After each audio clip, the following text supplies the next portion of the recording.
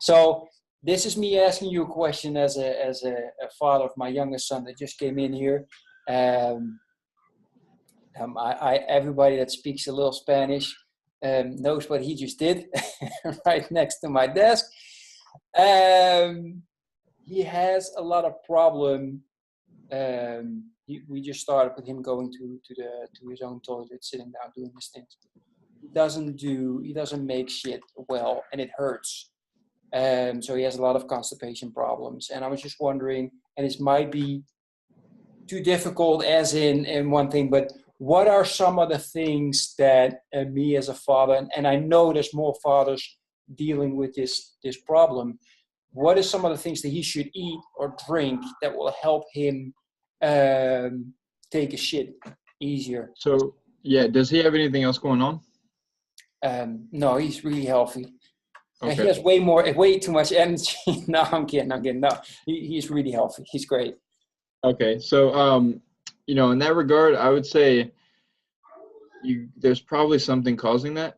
So something that he's eating that's like a food that he's not digesting well. A lot of times that's wheat. Is he eating a lot of wheat? As in, like I know daily. Like bread? He eats some bread. He eats a lot of rice.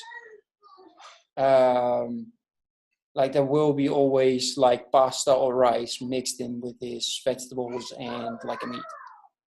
Okay. Could be the rice. Is he eating? How much meat is he eating? Depends on the day, but yeah, how much you'd like to know in ounces, I can't say that. The thing is, his older brother is 5, and he pretty much gets the same as his older brother in regards to meat size, for example. Okay.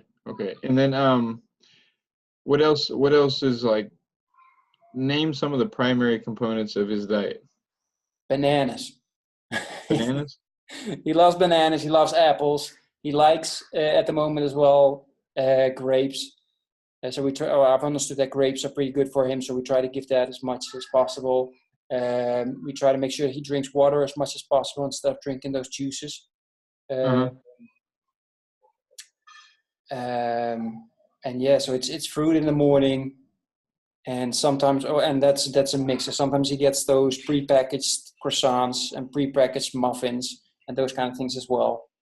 But in general, his diet is, as far as I can tell, pretty basic, normal. Yeah.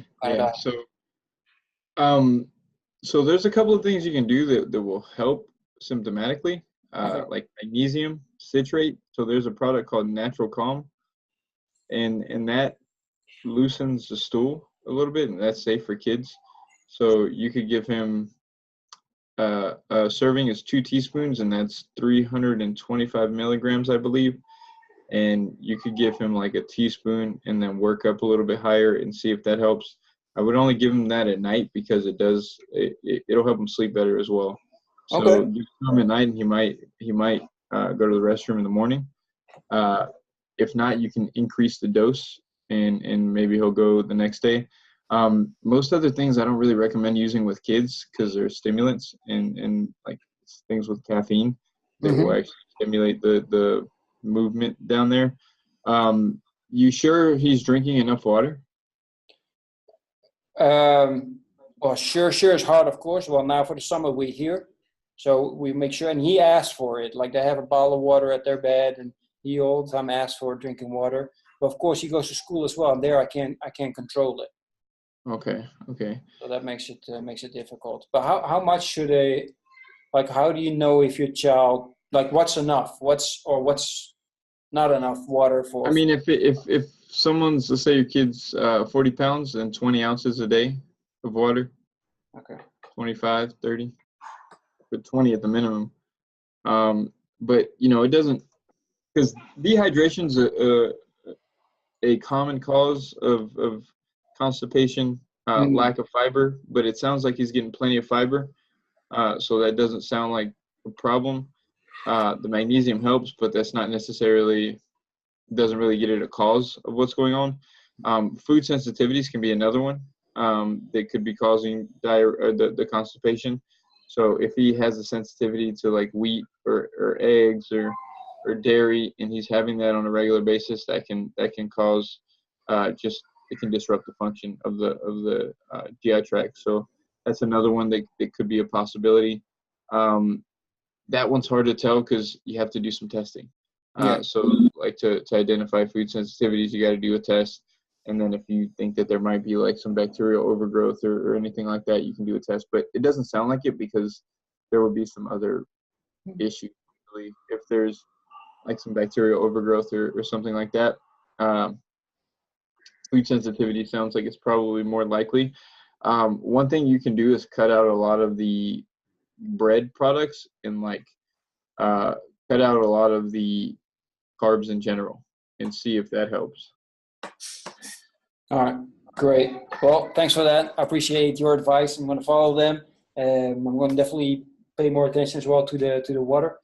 So thanks, and everybody watching. I apologize for for making it a little personal as well. But hey, you got to take advantage of having somebody as specialized as Adrian here.